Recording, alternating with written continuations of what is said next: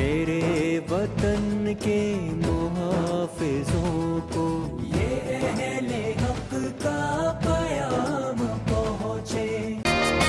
लहराए जा, लहराए जा, लहराए जा, लहराए जा। परचमे उर्दू ज़बां अमने आलम के निशान। सुलह कुल के तर्जुमा लहराए जा, लहराए जा, परचमे उर्दू ज़बां। और मैं चल रहा हूँ अब परभनी के सरजमीन की तरफ, मुंबई से निकलकर। हमारे दरमियान हैं जनाब सैयद नूरुल अमीन साहब। आप जो हैं BOS मेंबर हैं, साथ ही मुहक्किक, तनकीद निगार, अफसाना निगार, और जो है वो साहित्य महाराष्ट्र उर्दू साहित्य अकादमी का अवार्ड उनको मिला है, बहुत बहुत मुबारक। हम भी उनका भी इस्तकबाल करेंगे। आप शारदा सार विद्यालय के जो से वापसगी है आपकी, और 22 किताबों का मुसन्निफ़ है। 22 किताबों का मुसन्निफ़, आप सोच सकते हो कितना अहम शख्स होगा उर्दू अदब में। तो मैं उन्हें इस शेर के साथ दावत देता हूँ कि लहजे में मेरी फ़िक्र का जादू बोलता है।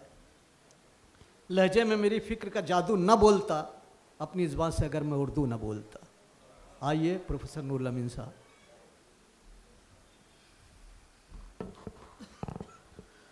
सुबहानल्लाहि व बिहम्दिही व अदद खल्क़िही व रिज़ा नफ्सिही व ज़ीनत अर्शिही व मिदाद कलिमातिही।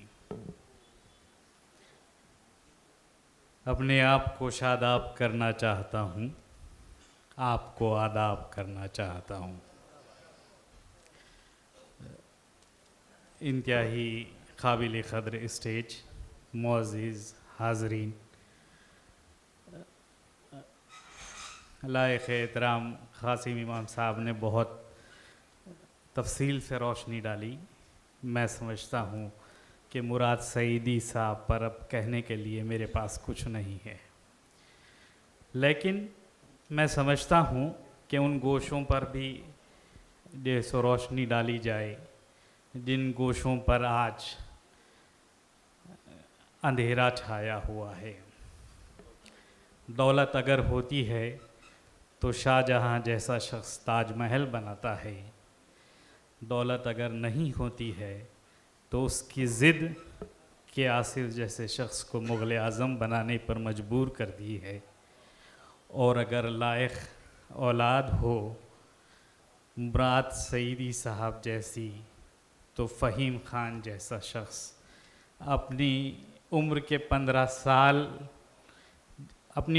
15 साल में जब अपने बाप का इंतकाल हो गया और जिसका मजमूए कलाम भी शाये न हुआ हो, तो ऐसा शख्स गली गली शहर शहर फ़र्द फ़र्द तलाश करके अपने वालिद की गज़लें, नज़में और बहुत सारे अदबी काम को मुश्तहिर कर रहा है।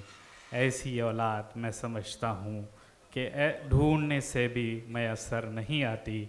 खुश नसीब हैं मुराद सईदी साहब। अगर वो हमारे पास अगर कहीं से देखने का कॉन्सेप्ट होता इस्लाम में, तो अगर वो कहीं से देखते तो यकीन मानिए उनकी आँखें भी अश्कबार हो गई होती। मैं बहुत जो है सो खुश हूँ यहाँ आने के लिए। मैं बहुत खुश था इसलिए भी कि फ़हीम ख़ान ने मुराद सईदी साहब पर जो काम किया है, मैं समझता हूँ कि इस दौर की सारी औलादों को, जैसे क़ासिम इमाम साहब ने कहा कि फ़नकार अपनी ज़ात में बहुत बड़ा फ़नकार होता है, लेकिन उसके जाने के बाद जितना बड़ा वो फ़नकार होता है उससे बड़ी नाक़दरी उसकी हो जाती है। मैंने ऐसे भी فنکاروں کو دیکھا ہے کہ اس کے مرنے کے 40 دن سے پہلے ہی اس کی ساری کتابیں جیسو کباڑی کے گاڑے پر نظر آئی ہے. تو میں سمجھتا ہوں کہ فہیم خان اس دور میں مال غنیمت ہے, کوہ نور ہے, کہ مطلب میں سمجھتا ہوں کہ آپ یقیناً ان کا تالیوں سے استقبال کیجئے. اور خصوصی طور پر کمال صاحب سے بھی درخواست کروں گا, مشیر احمد انصاری صاحب سے بھی درخواست کروں گا کہ ان کی حوصلہ افزائی کیجئے کہ انہوں نے نہ صرف مراد اکیڈمی قائم کی بلکہ اپنے والد کے انتقال کے بعد جیسو ان کا مجموعہ کلام شائع کیا. کئی گوشے جیسو انہوں نے اپنے والد کے پر شائع کیے جو قابل قدر ہے. اور جیسا قاسم امام صاحب نے کہا کہ فیروز کمال صاحب نے بھی کہا کہ تحقیق میں وہ جیسو انتہائی کام آنے والے ہیں اور تحقیق کی ضرورت کو پورا کرنے والے ہیں. میں سمجھتا ہوں کہ فہیم صاحب نے جو کام کیا ہے وہ بہت اہم ہے اور اس پر فیروز کمال صاحب کا ان کو ساتھ یقیناً قابل ستائش ہے. بہت ساری باتیں فیروز کمال صاحب کے تعلق سے قاسم امام صاحب نے کی, میں سما خراشی نہیں کروں گا. میں مبارکباد پیش کروں گا مشیر احمد انصاری صاحب کو کہ انہوں نے انتہائی اہم شاعر پر گوشہ جیسو شائع کیا, خصوصی شمارہ شائع کیا.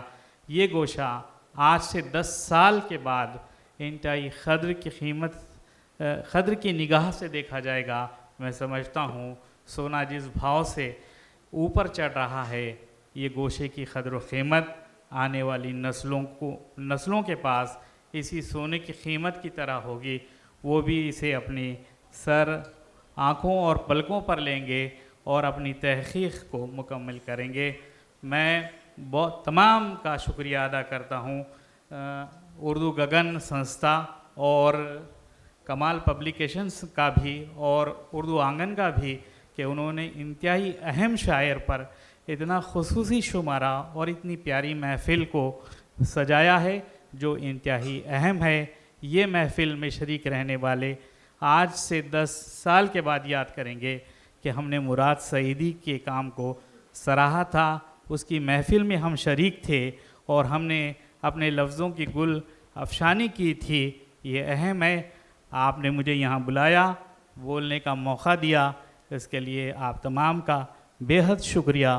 وآخر الدعوانا الحمدللہ رب العالمین.